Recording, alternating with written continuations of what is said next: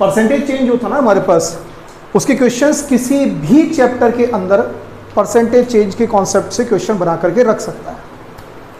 अब जैसे कुछ एग्जांपल के तौर पे हम देखते हैं, मोमेंटम होता है हमारे पास P equals to mv, kinetic energy है हाफ mv²। इन दोनों में रिलेशन क्या हो गया, K इक्वल्स टू p²/2m। ये एक एग्जांपल टाइप का हमने ले लिया है।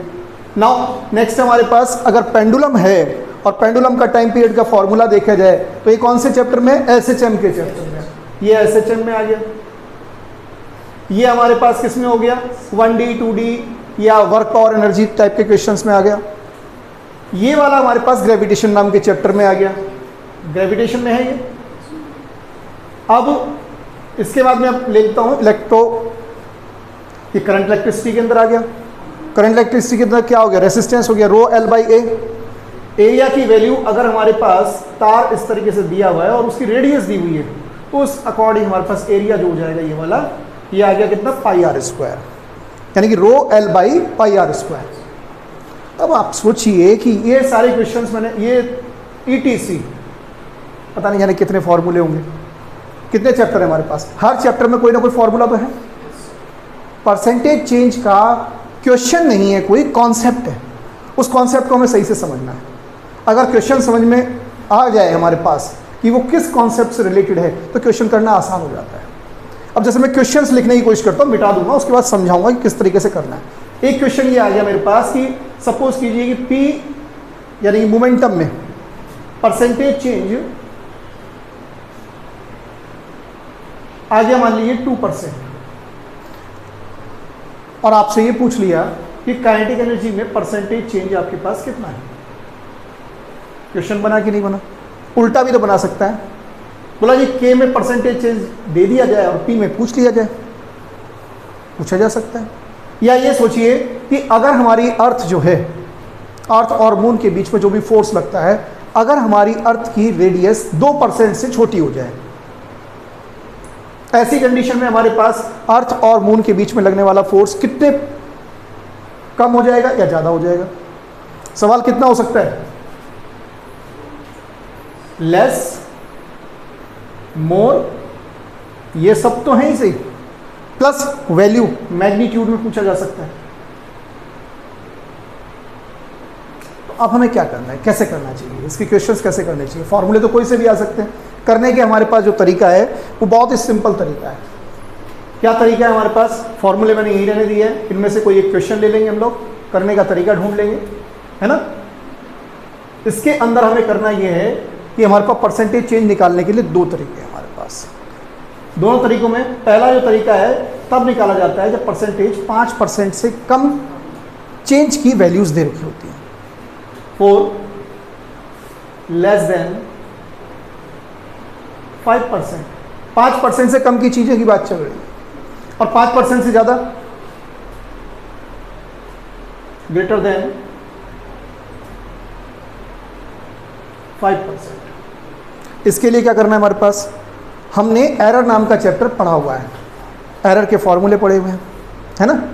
तो वहाँ पर उसी तरीके से बिल्कुल यहाँ पर भी यूज़ करना है। क्या करना है, y is equal to a alpha b beta और d गामा। अगर ये कोई फॉर्मूला दे रखा है हमारे पास, अब सोचोगे बोला ये कैसे है, इतनी सारी पावर्स, देखो यहाँ पावर 2 है, इसकी पावर 1 है, इसकी पावर 1 है, ये g की पावर 1/2 है, नीचे l की पावर ऊपर 1/2 है, यहाँ पर 2 है, यहाँ पर 1 है। इसी तरीके से कोई भी पावर हो, ऐसी कंडीशन में हमारे पास परसेंटेज चेंज y की जो वैल्यू आएगी वो आएगी हमारे पास alpha percentage change in a। ठीक है, मैं चेंज के लिए ये वर्ड यूज कर ले रहा हूँ, प्लस बीटा परसेंटेज चेंज इन b, माइनस ये वाला पोर्शन जो है माइनस में आएगा, गामा परसेंटेज चेंज इन d। एरर के फॉर्मूले में सिर्फ एक ही चेंज है हमारे पास।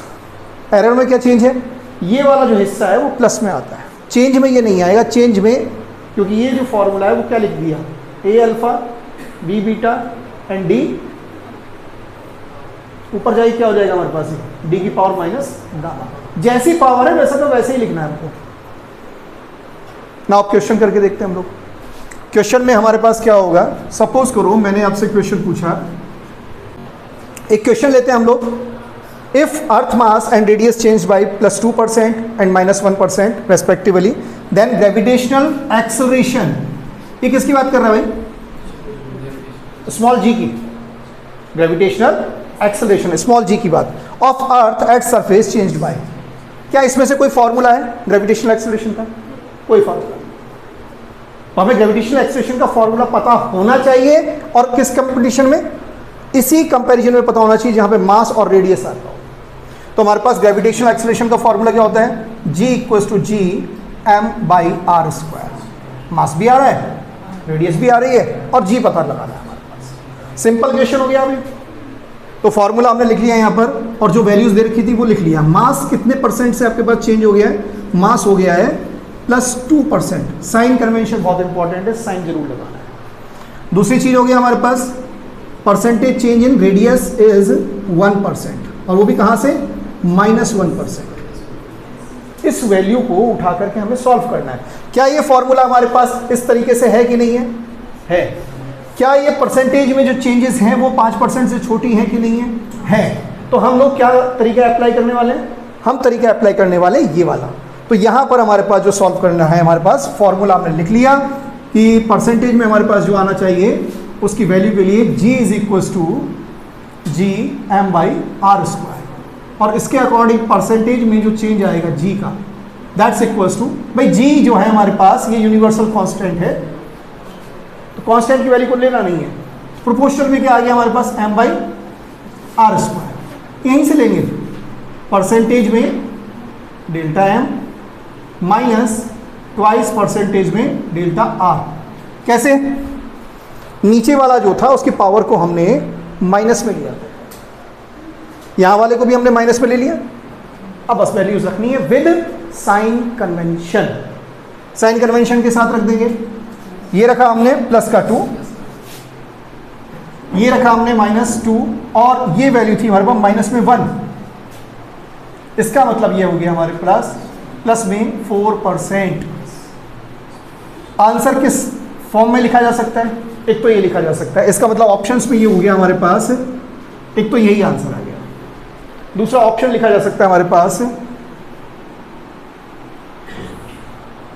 ग्रेविटेशनल एक्सेलरेशन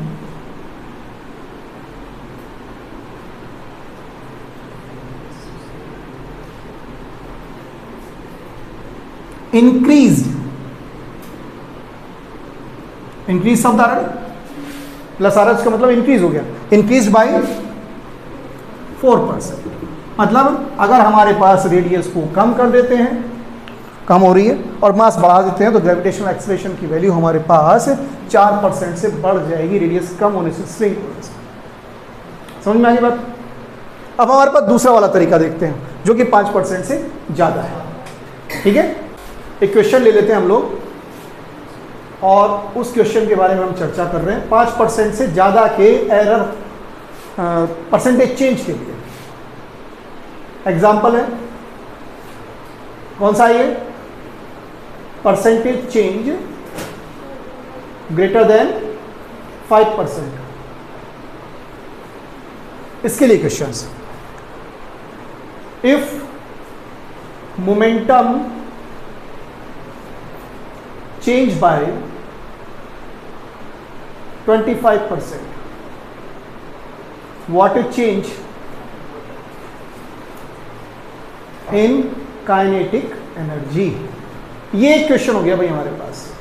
ठीक है, करने का तरीका तो हमें, फंडा तो हमें पता ही नहीं, कॉन्सेप्ट तो हमें पता ही नहीं है। कॉन्सेप्ट अब हम लोग सीखेंगे।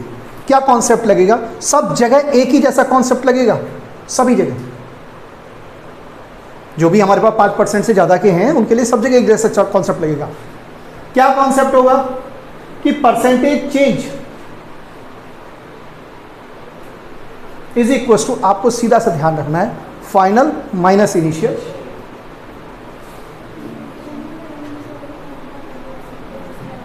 Divide by initial into 100।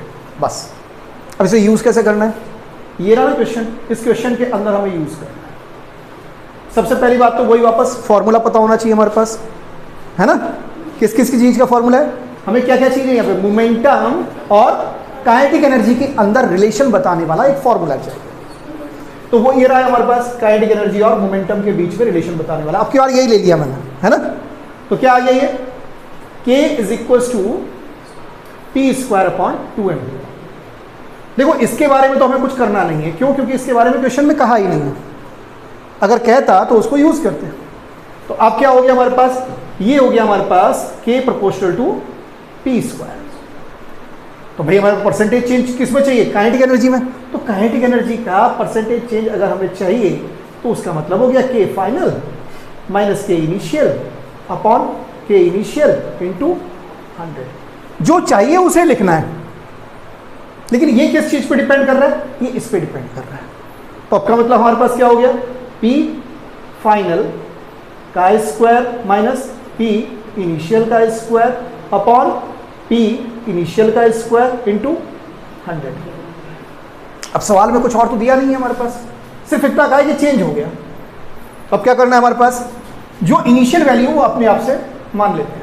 Late P initial कितना हो गया, P फाइनल कितना हो गया, P फाइनल में उसने क्या कहा है, चेंज कहा है, कम और ज्यादा का नहीं कहा है। यहां पे साइन कौन सा हो गया, प्लस हो गया, इसका मतलब ज्यादा हो रहा है, सीधी सीधी बात है। तो अब P फाइनल हमारे पास क्या हो गया, P प्लस 0.25, 25% है तो 0.25, 50 होता तो 0.5, 10% होता तो 0.1। यहां पे आ गया हमारे पास 1.25 P। अब ये दोनों वैल्यूज को उठा के यहां रख दो, परसेंटेज काइनेटिक एनर्जी में चेंज आ जाएगा। तो आंसर आ गया हमारे पास, percentage change in kinetic energy that's equals to P final 1.25 P square minus P square upon में इनिशियल P स्क्वायर और इंटू 100 भाई। करा जा सकता है सर। तो ये आंसर कितना आ जाएगा, 1.25 का square minus 1 P square common ले लिया हमने, P स्क्वायर इंटू 100 और जो भी आंसर आएगा दैट्स आपका सॉल्यूशन, और प्लस में आएगा। ठीक है, और कोई क्वेश्चन देते हैं हम लोग। जैसे एग्जाम्पल के तौर पे अगर हमारे पास पूछा जाता है, सपोज कीजिए काइनेटिक एनर्जी में कह दिया, same question, if change in kinetic energy is 25%, what is percentage change in momentum। ठीक है, सेम क्वेश्चन है, करने का पैटर्न आपको बता दिया है। इस क्वेश्चन को कीजिएगा और आंसर कमेंट बॉक्स में लिखिएगा। ठीक है।